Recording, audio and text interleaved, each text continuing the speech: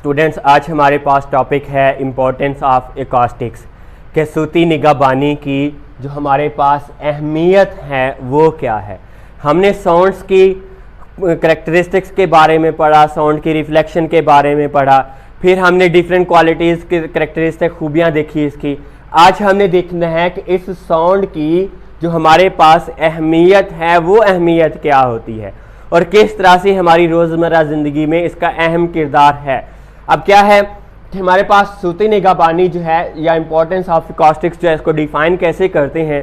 The technique और method use to observe undesirable sound by soft and porous surfaces, कि हमारे पास नाखुशगवार आवाज़ को नरम, मुलायम और मसामदार अजसाम की मदद से जज्ब करने के अमल को, टेक्निक को, तरीक़ाकार को क्या कहते हैं? एकॉस्टिक्स ऑफ इम्पोर्टेंस कहते हैं, इंपॉर्टेंस ऑफ एकॉस्टिक्स कहते हैं। अब यहाँ पे ये देखना है कि हमारे पास रिफ्लेक्शन का फिनोमिना देखा हमने इसके अंदर कि जहाँ पे हमारे पास जो सरफेस स्मूथ हो और रिजिड हो वहाँ पे हमारे पास रिफ्लेक्शन ऑफ साउंड जो है वो क्या होती है? मोर प्रोमिनेंट होती है as compare to that of soft and irregular surface. क्या लिखते हैं? रिफ्लेक्शन ऑफ साउंड जो है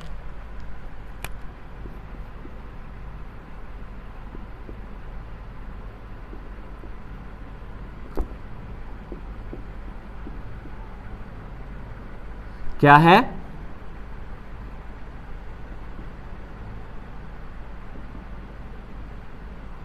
प्रोमिनेंट है for rigid and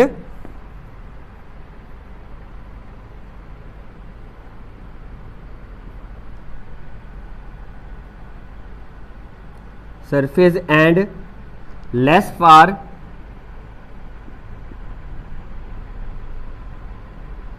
soft and irregular।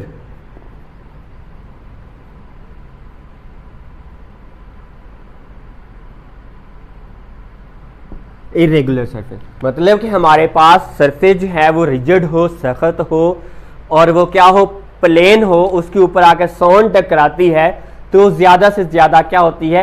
Reflect हो जाती है as compare to that of, अगर हमारे पास जगह क्या है, ऑब्जेक्ट जो है वो हमारे पास सॉफ्ट है, नरम है और इरेगुलर शेप है, उसके अंदर ऑब्जर्व वो साउंड्स को क्या कर लेती हैं? ऑब्जर्व कर लेती हैं। अब यहाँ पे ये देखना है कि जैसे ही हमारे पास वो इरेगुलर और सॉफ्ट मटेरियल के ऊपर आके साउंड पड़ती है तो साउंड एनर्जी को वो क्या कर लेती हैं? जज़ब कर लेती हैं। क्या है? Absorption of sound energy by soft and porous material. Soft and porous material जो है लाइक दैट हमारे पास लचकदार कोई पर्दा हो सकती हैं, हमारे पास मसामदार चीज़ें हो सकती हैं, वो हमारे पास ऑब्जर्व कर लेती हैं large amount of sound energy. Soft and, यहाँ पे याद रखिएगा पॉइंट है, soft and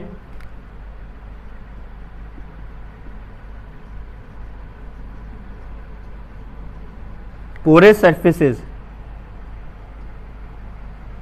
such as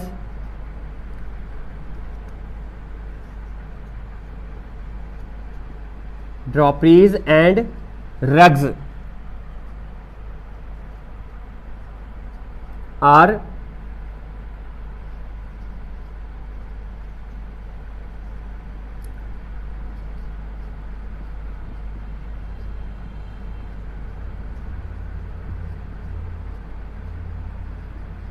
mostly sound energy को वो क्या कर लेते हैं? ऑब्जर्व कर लेते हैं। क्या कर लेते हैं? वो ऑब्जर्व कर लेते हैं। क्यों? क्योंकि हमारे पास वहाँ पे क्या होती है और जो रिफ्लेक्शन होती है उसको भी क्या कर देते हैं? रिड्यूस कर देते हैं and reduces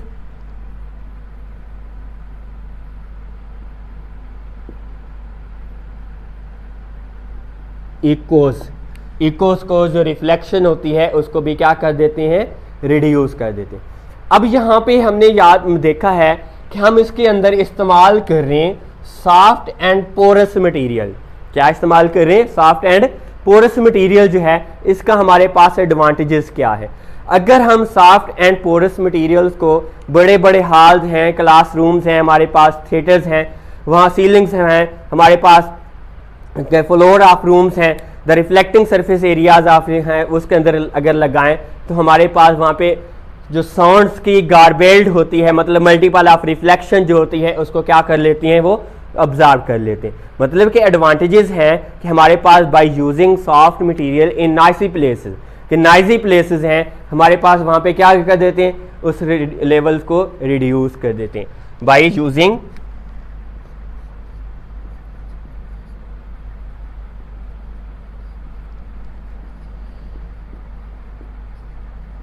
soft and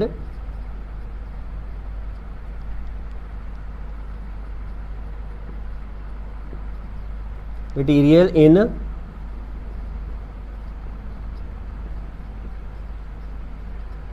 noisy places which reduce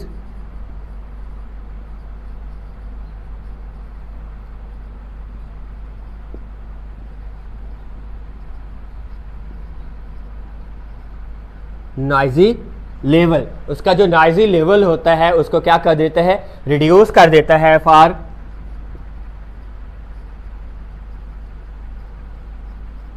audience के लिए। किसके लिए, हमारे पास ऑडियंस के लिए। किसके अंदर, इन, कहां पे है वो, in classroom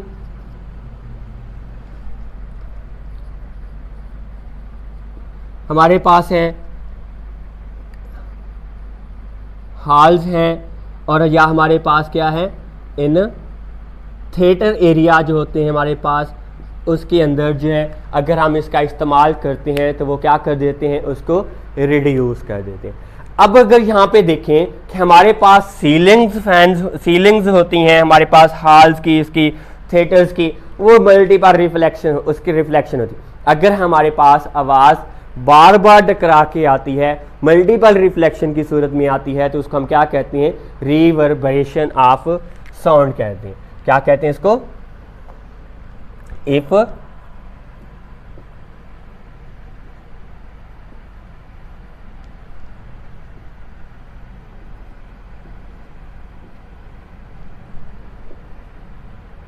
comes back by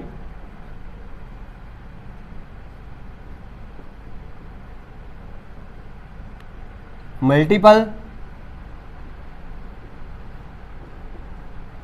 reflection from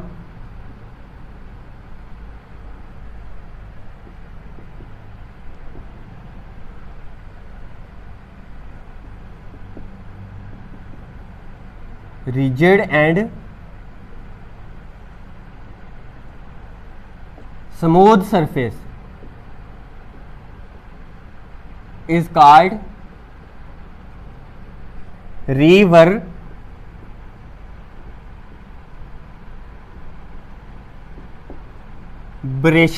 जिसको हम नाम देते हैं कि वो हमारे पास क्या होता है, बाज गश्त होता है। क्या होता है हमारे पास,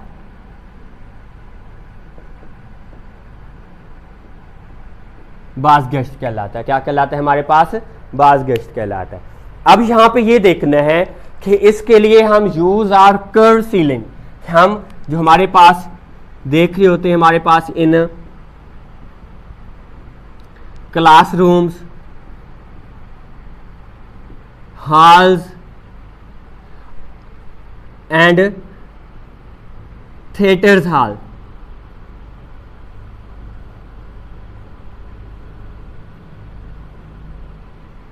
थिएटर हॉल जो होते हैं वो हमारे पास क्या रखते हैं, कर्व सीलिंग रखते हैं। क्या रखते हैं, हैव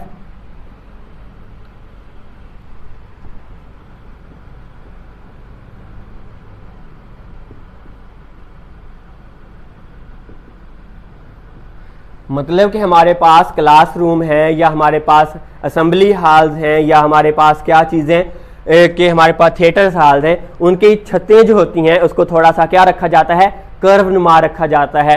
क्यों रखा जाता है, ताकि हवा साउंड जो है वो रिफ्लेक्ट होकर तमाम ऑडियंस को क्या पहुंच सके।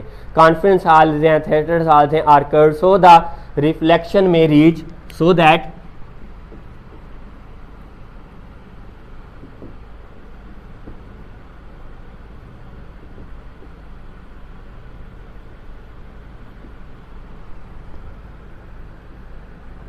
कि हमारे पास उस साउंड की जो रिफ्लेक्शन है रीच करे ऑल कॉर्नर ऑफ हॉल।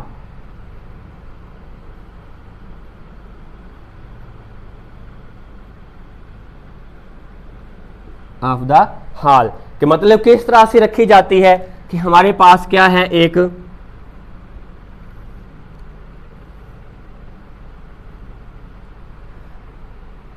हमारे पास क्या चीज़ है, एक रूम है, क्या चीज़ है, हमारे पास एक हॉल है जिसकी हमारे पास ये कुछ इस तरह से मैं कह देता हूं कि मेरे पास उसकी छत जो है वो in the form of curve shape रखी गई है। क्या रखी गई है, कर्व शेप।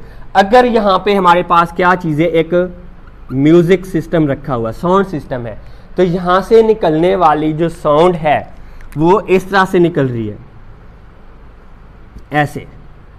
तो हमारे पास साउंड जो है वो आफ्टर रिफ्लेक्शन के हर एक कॉर्नर के ऊपर जो है वो क्या होती है, ट्रैवल करके जाती है। ये हमारे पास है कि अगर हम और थिएटर हॉल्स के अंदर जाते हैं, सिनेमा हॉल्स के अंदर जाते हैं, या हमारे पास कॉन्फ्रेंस हॉल्स के अंदर जाते हैं, तो वहाँ पे उसकी छत जो होती है वो कर्व नुमा रखी जाती है, ताकि उस छत से, कर्व छत से साउंड जो है वो रिफ्लेक्ट होके all corner of the hall जो है वहाँ पे क्या हो सके, पहुँच सके। इसके बाद हम ये भी इस्तेमाल करते हैं इन स्टेजेस के अंदर, कहाँ पे, जहाँ पे स्टेज होता है वहाँ पे कर्व सरफेस भी हम इस्तेमाल करते हैं, कर्व साउंड बोर्ड भी हम क्या कर रहे होते हैं, इस्तेमाल कर रहे होते हैं। यूज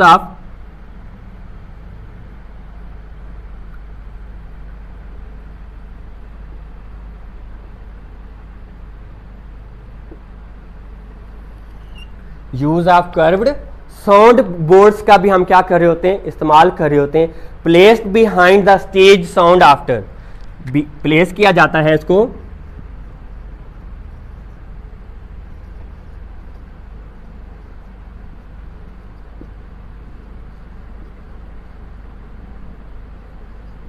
कहां पे प्लेस किया जाता है, स्टेज के पीछे रखा जाता है, to stage sound after reflection